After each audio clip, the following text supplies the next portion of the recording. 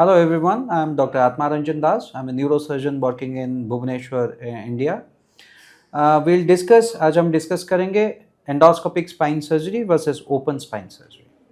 आपने बहुत बार देखा होगा ओपन स्पाइन सर्जरी होती है और उसमें बड़ा सा चीरा लगता है, स्क्रूज वगैरह डलते हैं और स्पाइन का डिकम्प्रेशन होता है। ये नॉर्मली किया जाता है आपके अगर स्पाइन में कंप्रेशन हो, स्पाइन में फ्रैक्चर्स हो या अगर कोई स्लिप डिस्क हो, आपको बहुत ज़्यादा पेन हो रहा है, उसकी वजह से करते हैं।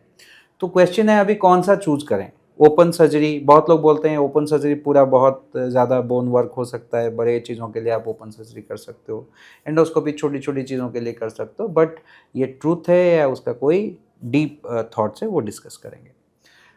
ओपन सर्जरी एक ओल्डर टेक्निक है जिसमें आप पूरा काट के, इसी सारे ऑपरेशंस पहले ओपन में ही होते हैं। मिड लाइन आप एब्डोमिनल सर्जरी, पेट की सर्जरी के बारे में बात करो या जीआई ट्रैक की सर्जरी के बारे में बात करो, अभी वो सारा चेंज होकर लेप्रोस्कोपी या नाउ रोबोटिक में कन्वर्ट हो गया है।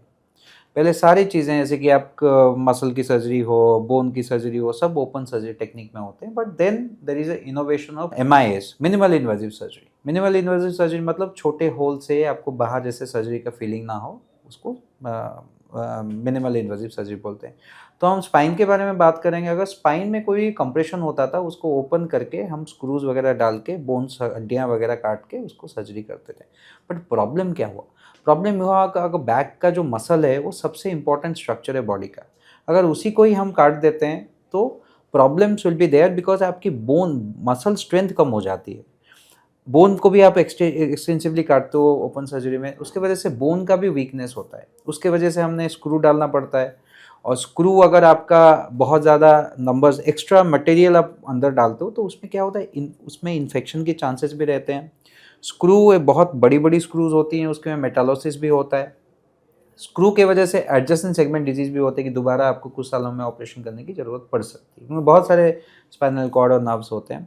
तो आजकल और आपको स्टिफनेस भी बहुत होता है, क्योंकि आप स्क्रू दे देते हो तो बॉडी फिक्स हो जाती है, बॉडी की मोबिलिटी कम हो जाती है। तो अगर आपको चूज़ करना है तो basically endoscopy is a superior option.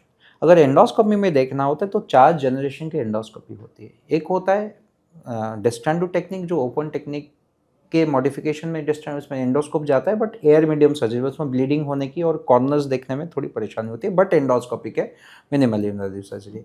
उसके बाद आया ट्रांसफोरामिनल सर्जरी, उसके बाद आया इंटरलामिनर सर्जरी।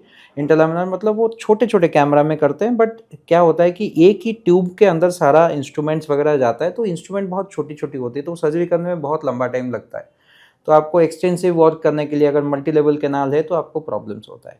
तो देन आया बाईपोर्टल एंडोस्कोपी, बाईपोर्टल और यूबी और यूनिलैटरल बाईपोर्टल एंडोस्कोपी, और टू पोर्टल एंडोस्कोपी और dual portal endoscopy. Dual portal एक रिसेंट एंडोस्कोपी टेक्निक है, उसको 4th जनरेशन ऑफ एंडोस्कोपी बोलते हैं। उसका एडवांटेज क्या है, ये 4K सिनर्जी सिस्टम के साथ होता है, और उसमें जो वर्क होता है उसमें सीवियर स्टेनोसिस और डिफ़िकल्ट केसेस को भी एंडोस्कोप से किया जा सकता है। पहले जो एंडोस्कोपी में बोलते थे इनकम्प्लीट वर्क होता है, इसमें हम लेजर या प्लाज्मा यूज़ करके we can do a complete work, because इसका कैमरा साइज़ बड़ा होता है, तो आपको विजन बहुत अच्छे से डॉक्टर को देखने को मिलती है। Surgeon can see the nerve roots very well and do a wonderful decompression with this technique. So if we are choosing for a spine endoscopy technique, then biportal is the recent endoscopic spine surgery possible. So choose biportal over the previous generation of endoscopic spine surgery.